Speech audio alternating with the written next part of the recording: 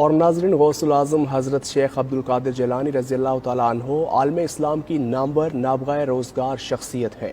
غوث العظم رضی تعالیٰ عنہ کی زندگی پر یہ خصوصی رپورٹ دیکھیے۔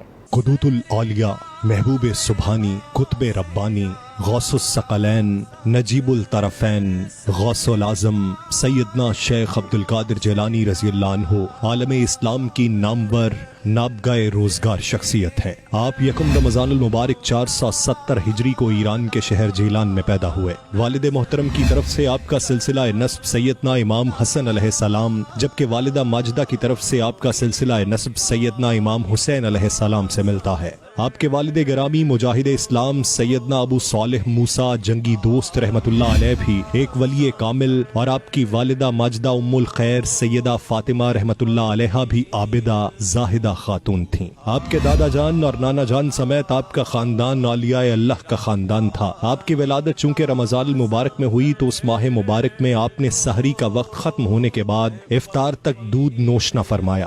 آپ نے ابتدائی تعلیم اپنے گھر ہی میں اپنی والدہ ماجدہ اور قصبہ کے دیگر علماء سے حاصل کی۔ آپ اعلیٰ تعلیم کی غرض سے 488 ہجری کو 18 سال کی عمر میں بغداد شریف تشریف لے گئے اور وہاں کے بلند پایا مشائخ کرام اور جید علماء سے کسب فیض کیا اور علمی کمال حاصل کیا۔ آپ نے ہر فن کے لیے اس فن کے ماہر اساتذہ کے سامنے زانوئے ادب طے کیا۔ آپ کے مقام ولایت اور شہرت کا بنیادی سبب آپ کی علمی عظمت اور مقام و مرتبہ ہے۔ عراق کے گوشے گوشے سے بکثرت علمی سوالات آتے جنہیں پڑھ کر آپ فوراً جواب لکھوا کر ارسال فرماتے۔ علمی وسعت اور قوت حافظہ کا یہ عالم تھا کہ مشکل ترین مسئلے میں بھی کتب کی طرف رجوع کی بہت کم حاجت ہوتی۔ آپ 13 مختلف علوم پڑھاتے تھے اور ہر علم کا علیحدہ علیحدہ وقت مقرر تھا۔ آپ کو علم و عمل، حال اور فتویٰ نویسی کے اقلیم کی حکمرانی حاصل تھی۔ مشکل ترین علمی معاملے کے حل کے لیے آپ ہی کو مشکل کشا سمجھا جاتا اور فقہائے وقت آپ کے جواب پر سر تسلیم خم کرتے۔ آپ کی مجالس عرفان میں اکتساب علم کی غرض سے بڑے بڑے علماء اور فقہا موجود ہوتے تھے۔ آپ کی مجلس میں شریک ہونے والوں کی تعداد ہزاروں میں ہونے کے باوجود جب آپ واز فرماتے تو تمام لوگوں تک آپ کی آواز برابر پہنچتی۔ سیدنا شیخ عبدالقادر جیلانی رضی اللہ عنہ نے اپنی تعلیمات سے امت مسلمہ کے علمی، عملی،